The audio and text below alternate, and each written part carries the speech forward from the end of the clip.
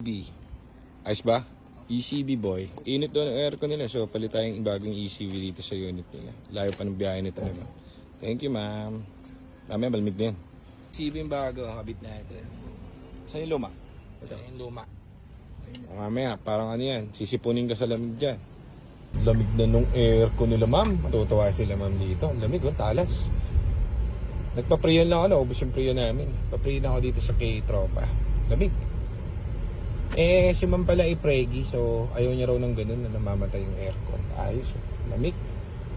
Ang talas na ng aircon niya, matutuwa siya nito. So yun guys, dito tayo sa GTA Cars ngayon. So may nagpagawa sa atin ng ECV valve aircon. So ito sila ma'am. Ito si ma'am. Ma'am, kamusta po yung aircon, sir? Ayun. Sobrang lamig ayan, na niya. sobrang lamig After na, napalitan ng ECV. Yun, ma'am. Thank you ma'am. Sa ulitin po, pag if ever PMS or anything, punta lang kayo dito pag magka-problem po. Yun, ma'am. Thank you po. Ford EcoSport and Black Edition. ECV, all goods, done. Kila ma'am. Thank you.